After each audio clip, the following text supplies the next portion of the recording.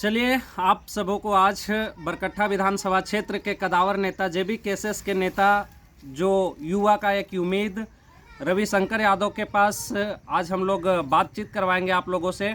तो चलिए भैया आप ये बताने का थोड़ा प्रयास कीजिए हमारे दर्शक को कि जो आपके क्षेत्र में बांझेडीह पावर प्लांट बहुत ज़्यादा एरिया में जगह लिया हुआ है और इससे यहाँ का क्या होता है कि बहुत सारा डस्ट होता है, बहुत सारा प्रदूषित होती है वहाँ के वातावरण। इसके कारण से यहाँ के जो लोकल लोग हैं उनको बहुत सारे सामना भी करना होता है। तो आप ये बता दीजिए दर्शकगण को कि यहाँ के जो प्लांट से लोकल निवासी को क्या फ़ायदा होता है। सबसे पहले जोहार।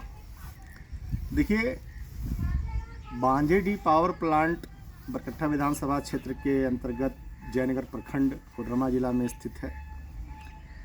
और अपने प्रदूषण की बात कही तो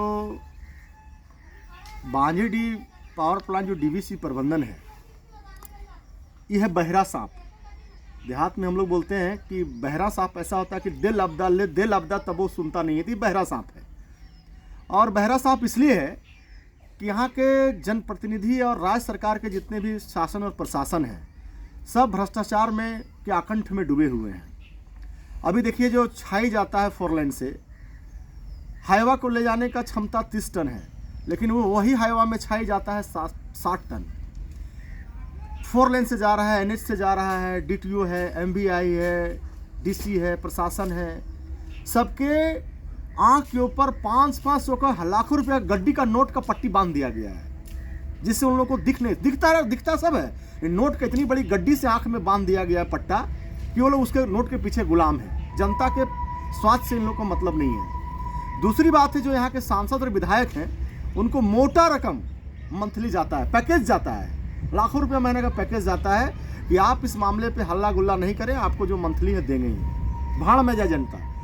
मैं बता दूं कि आने वाला 2-4-5 साल में जितने भी ये 32 गांव की ज़मीनें गई हैं, चाहे वो करियावा हो, गांधीनगर हो, हिरोडी हो, आपका डहुआ टोल हो, सिंगारडी हो, खेड़ोबर हो, हरली हो, बिरसोडी हो, चमकुदो खुर्द हो, या तमाम गाँव हैं, यहाँ के लोग जो प्रदूषण खा रहे हैं आने वाला 4-5 साल में गंभीर से गंभीर बीमारियों से ग्रसित हो जाएंगे, जो कि यहाँ के प्रतिनिधि और शासन और प्रशासन किसी का ध्यान नहीं है। दूसरा सवाल आपने पूछा कि यहाँ के लोगों को क्या लाभ मिला। देखिए, 15 साल प्लांट के हो गए। बांझेडीह पावर प्लांट जब यहाँ आया था तो हम लोगों को लगा था कि यहाँ के लोगों को, युवाओं को रोजगार मिलेगा, किसानों को खेतों में पानी मिलेगा, यहाँ के बच्चों को लिए शिक्षा का व्यवस्था होगा, यहाँ की महिलाओं के लिए उत्थान का काम होगा, अप्रत्यक्ष और प्रत्यक्ष रूप से युवाओं को रोजगार मिलेगा। लेकिन जस्ट हो गया उल्टा, क्योंकि 15 साल जब प्लांट लगा तो 15 साल के दौरान यहाँ पे चाचा भतीजा का राज रहा। यहाँ विधायक बने चितरंजन जी, उनके बाद उनके सुपुत्र बने अमित कुमार यादव जी। अमित कुमार यादव जब विधायक बने तो उस समय प्लांट में बहुत सारे महत्वपूर्ण फैसले लिए गए, जहां पर विधायक का उदासीन रवैया कारण इनको समझ बूझ में नहीं आता था कि प्लांट डीवीसी की नीति क्या है, राज्य सरकार की नीति क्या है। अनुकंपा पे ये विधायक बन गए और इनको समझ में नहीं आया, जिस कारण से रैयतों को भारी नुकसान हुआ। और उसके बाद फिर जानकी यादव जी का उदय हुआ, वो विधायक बने। जब वो विधायक बने तो जनता का हित, जनता का रोजगार के बारे में बात नहीं हुई। विधायक बनने के बाद उनका बेटा के द्वारा प्लांट में कैसे लूटा जाए, कैसे प्लांट के कंपनियों को बुला करके कार्यालय में टेबल के नीचे से नोटों का बंडल लिया जाए, कैसे प्लांट में ठेकेदारी में उसके बेटे का ठेकेदारी का चले, ये विधायक ने किया। उसके बाद उसी के नक्शे कदम पे चलते हुए उनके भतीजा अमित यादव जब विधायक बनते हैं तो उनका भाई अभी प्लांट में लगभग 12 से 14 कंपनियों में डायरेक्ट उनका पार्टनरशिप है। उनको प्रदूषण से मतलब नहीं है, इन एक्स MLA और वर्तमान MLA को, यहाँ के रोजगार के युवाओं से मतलब नहीं है। और डीवीसी तो चाहती है फूट डालो और राज करो। अभी यहाँ पर आपको मैं बता दूं कि बांझेडीह पावर प्लांट में एक प्राइवेट विद्यालय खुल गया है। मनीष जायसवाल हजारीबाग के BJP के विधायक हैं, उनका एंगल स्कूल खुल गया है, जिसका एडमिशन चार्ज लगभग 15 से 20 हज़ार रुपये है और मासिक फीस 4 से 5 हज़ार महीना है। अब एक बात बताइए, हमारे क्षेत्र के विधायक और सांसद क्या कर रहे थे भाई? CSR में, RNR CSR में ये नियम है कि जहाँ भी औद्योगिक प्लांट लगेगा, ये तो 2000 मेगावाट का प्लांट है। इसको या तो डीवीसी का खुद अपना विद्यालय खोलना चाहिए या फिर नवोदय विद्यालय या केंद्रीय विद्यालय खोलना चाहिए। तो आखिर ये प्राइवेट विद्यालय खुल गया, इतना महंगा विद्यालय खुल गया, और यहाँ के जो 32 गांव के जमीन गया, उनके बच्चों के पढ़ने के लिए कोई आरक्षण नहीं, कोई फीस की माफ़ी नहीं, तो हमारा विधायक सांसद क्यों चुप है? इसका मतलब है कहीं ना कहीं उनकी भी यहाँ पर घुसपैठिए का काम कर रहे हैं, कहीं ना कहीं ये भी यहाँ पर नोटों का बंडल कमा रहे हैं, जो कि बरकट्ठा विधानसभा की जनता ये बर्दाश्त कतई नहीं करने वाली है। चलिए ये बताइए कि हमारा झारखंड बने हुए तकरीबन 23-24 साल हो गए। 23-24 साल में जो यहाँ का सरकार को चुना गया, जिन्हें सत्ता में लाया गया, ये झारखंड के लिए क्या सही किए, क्या लाभ हुआ झारखंड के लोगों को अलग होने से, एक नया राज्य को बनने से? ये बताइए हमारे दर्शक को आप। देखिए, झारखंड बने 23 वर्ष हो गए। इस 23 वर्षों में झारखंड के नौजवान किसान यहाँ पे ठगा हुआ महसूस कर रहे हैं। इस 23 वर्षों में झारखंड में लगभग 17 साल भाजपा ने राज किया। इसी झारखंड में निर्दलीय मुख्यमंत्री मधु कोड़ा बने, जो झारखंड का लूट का केंद्र बने। उनके आड़ में कांग्रेस, आरजेडी ने, जेएमएम ने भी लूटा झारखंड को। उसके बाद महागठबंधन की सरकार आई, अभी 4 साल सरकार के हुए, क्या रोजगार मिला? कोई जा करके जो छात्र टीचर का तैयारी कर रहा है, कर्मचारी की तैयारी कर रहा है, जेपीएससी की तैयारी कर रहा है, सीजीएल की तैयारी कर रहा है, उससे जाके पूछिए कि पिछले 4 सालों 5 सालों से वो फॉर्म पे फॉर्म भर रहे हैं। कभी परीक्षाएं रद्द हो जाती है, तो कभी क्वेश्चन पेपर लीक आउट हो जाता है, तो कभी उनका सीट लाखों में बिक जाता है। तो सारे छात्र नौजवान यहाँ हताश हैं। तो ये सरकार भी काम करने के लिए आतुर नहीं है। इसका मूल वजह मैं आपको बता रहा हूँ कि झारखंड में जब भाजपा का शासन रहा 17 साल, तो अभी झारखंड में देखेंगे कि जब बिहार से अलग हुआ तो यहाँ पे राजनीति में भी यहाँ के युवाओं की एंट्री नहीं हो पाई, जिस कारण से अभी देखिए 14 संसदीय क्षेत्र में 6 सांसद आपका बाहर राज्य के जीते हुए हैं, यूपी और बिहार के। लगभग झारखंड में 10 एमएलए बिहार या यूपी के दूसरे राज्य के जीते हुए हैं, मंत्री बाहर के जीते हुए हैं।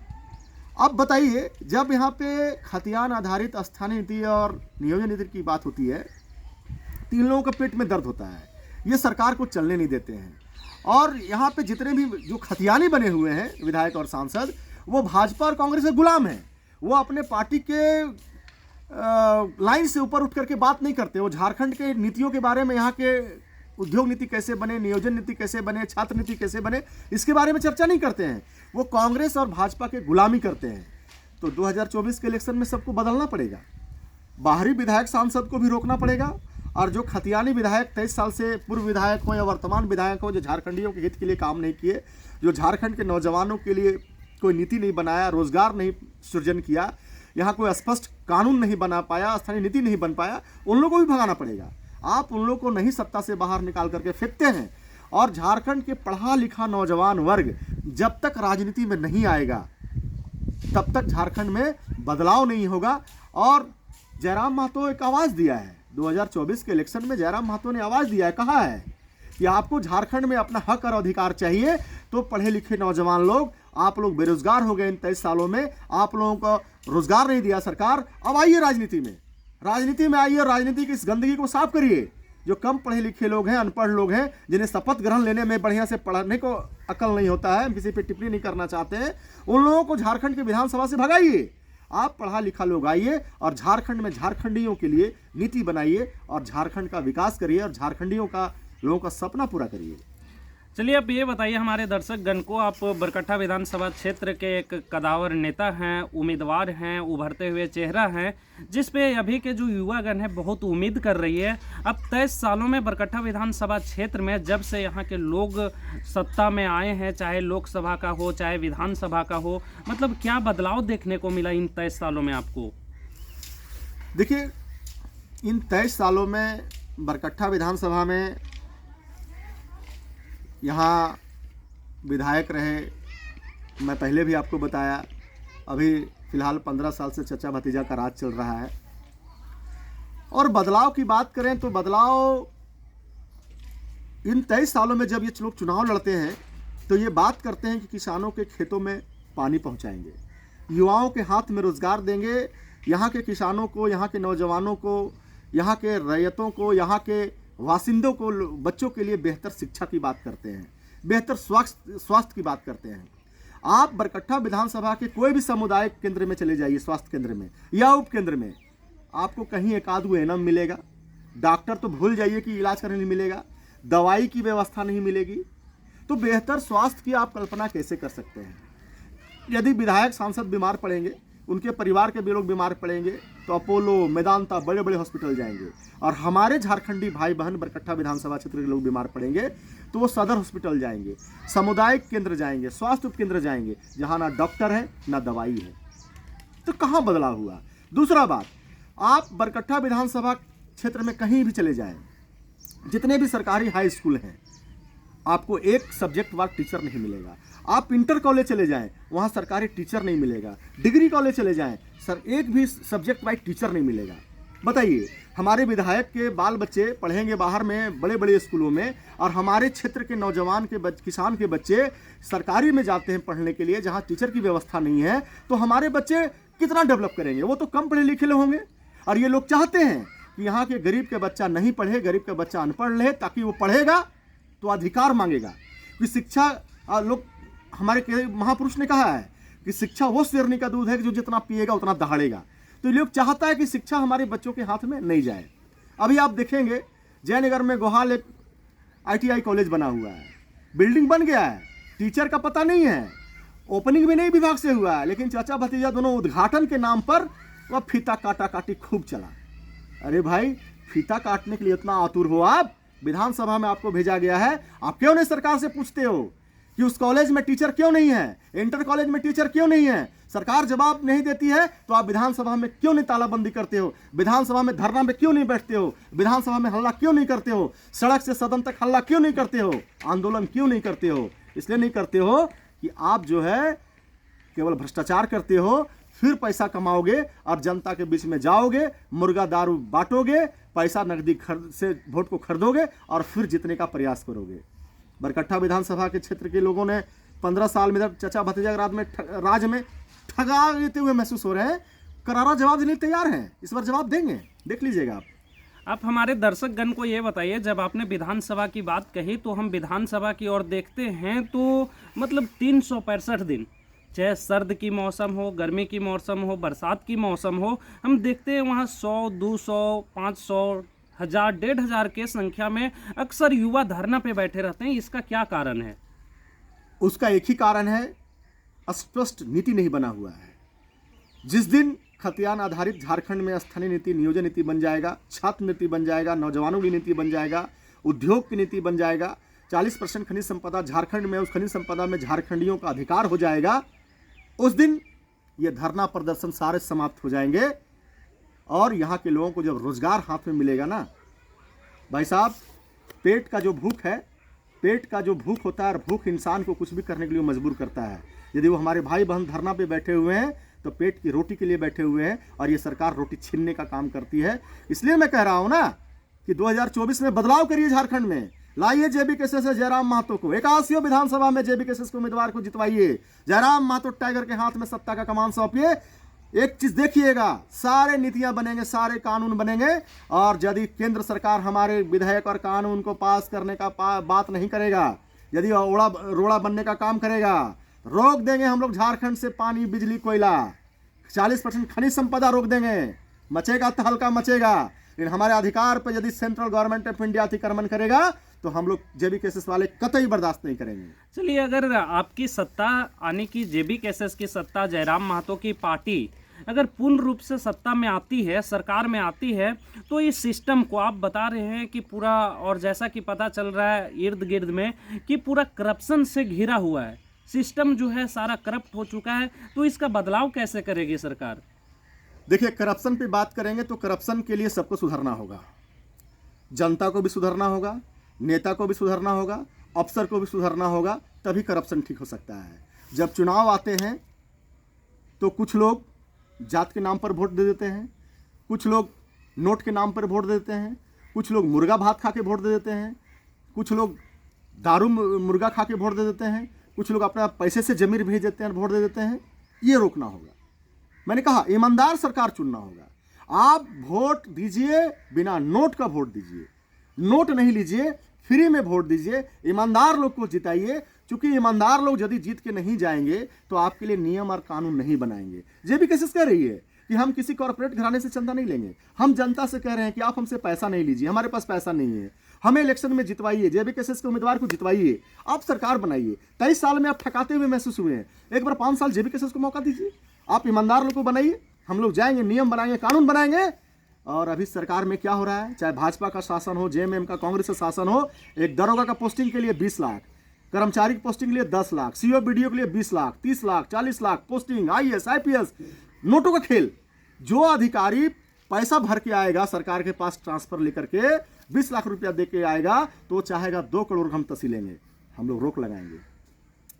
हम लोग भ्रष्ट अधिकारियों पर कार्रवाई करेंगे, जेल की सलाखों में डालेंगे। और जो ईमानदार अधिकारी हैं, जो आज शोषित हैं, जो ग्रसित हैं, उनके काबिलियत पर जो प्रश्न चिन्ह लगा हुआ है, हम लोग उसको आगे बढ़ाएंगे। और निश्चित रूप से निस्वार्थ भावना से सरकार काम करेगी, किसी से 1 रुपया ना लेगी ना देगी। और सरकार का चाबुक उस अफसरों पे हमेशा चलेगा जो भ्रष्टाचार का काम करेगा। क्योंकि जयराम महतो ने कहा है कि झारखंड के नौजवानों, किसानों, शासन आप मेरे हाथ में दो, प्रशासन मैं ठीक करूंगा। इसलिए मैं झारखंड की जनता से मैं आपके माध्यम से अपील करना चाहता हूं कि यहाँ के लोग ईमानदार सरकार चुने, ना पैसा लेना है ना पैसा देना है।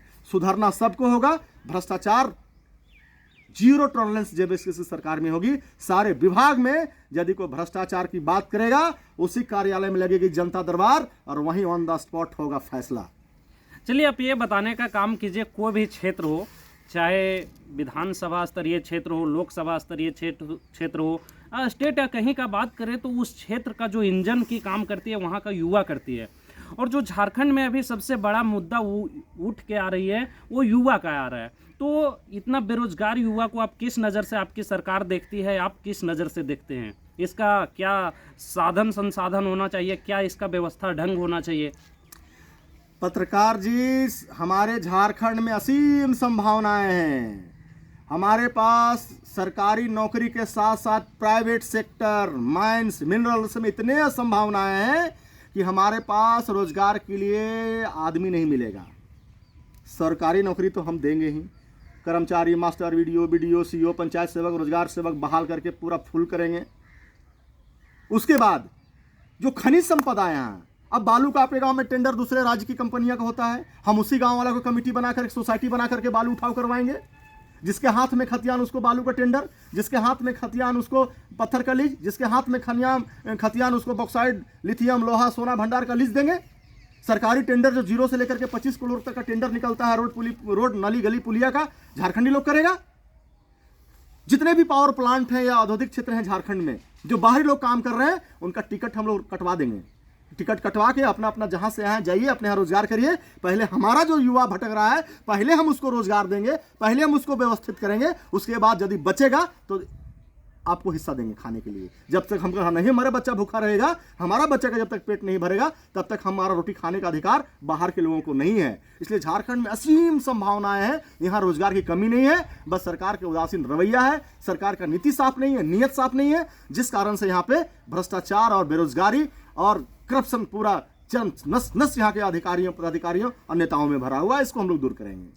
चलिए, बहुत बहुत धन्यवाद।